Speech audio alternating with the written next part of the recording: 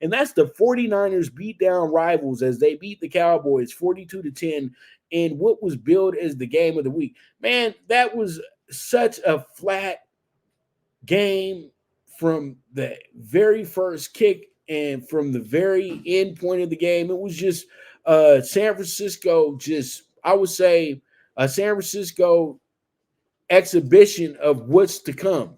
This team is special. They're really special. Brock Purdy, y'all got to stop. No more hate on Brock Purdy. Brock Purdy is the ultimate game manager. He's the Brad Johnsons of the world, the Trent Dilfers of the world, guys that win football games. That's what they do. You know, they don't go out there. They're not trying to be in every commercial.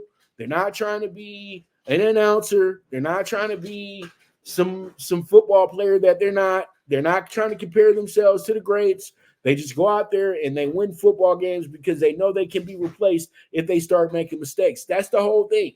Brock Purdy plays like a quarterback that has a coach that will pull the trigger very quickly if he starts struggling, which is somewhat true because you got Sam Darnold, NFL veteran, sitting right there in the best opportunity he's ever had in the league with the best roster he's ever had. And he can probably play up to the expectations that he had coming out of USC because of playing for a better team. And right now, Brock Purdy, he knows that. And Brock Purdy has made himself the starting quarterback literally out of nowhere. Trey Lance was supposed to be the man here. Trey Lance is sitting in Dallas as the third string quarterback at this point, okay? And Brock Purdy is over here just doing amazing things. And he doesn't need to have a parade about it. And you know what? The hate, it fuels them. I heard somebody say, you know what? They're not going to be able to do this thing with Brock Purdy. They're not going to be able to really be able to succeed. No, you look at Brock Purdy because he was the last player picked in the draft, and that's who you assume he's going to be. But when you're a baller, when you're a gamer, it don't matter what round they drafted you in. It doesn't matter when they picked you up. You perform. You do your job. You are doing exactly what you're paid to do. And you have went above and beyond expectations of what they had for you. And that's absolutely beautiful. When the 49ers got down to their third string quarterback, everybody said the season was over. Everybody said the season was over.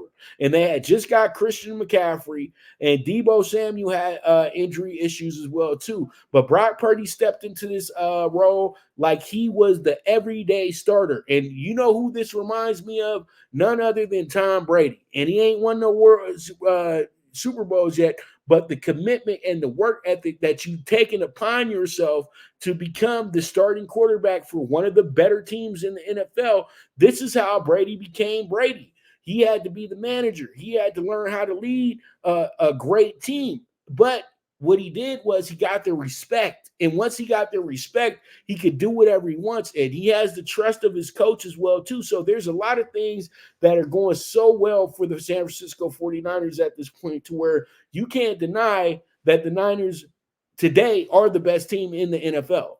Let's keep it real. They are firing at all cylinders. Offense on point, defense on point, special teams on point, chemistry on point. Everything is calling for this team to be playing in Las Vegas in February. Everything's calling for it. But we still have a long season to go. They got to go to Cleveland next week, going against another really tough defense.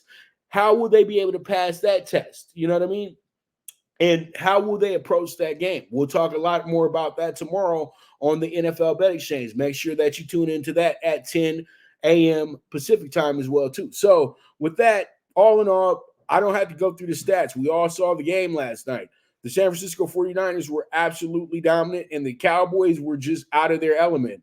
And, you know, the Cowboys have their excuses as always, but at the end of the day, who cares? You know what I mean? Who cares? The Cowboys, we know your expectations. We know what you're about. We know that you came into this game with the idea that let's just try to survive. And I don't think the Cowboys ever had it in their mind that they were going to win that game last night. Let's keep it real. And that's exactly how it looked. Now, maybe as they get better and better down the road, they'll probably be able to, you know, match up with the 49ers.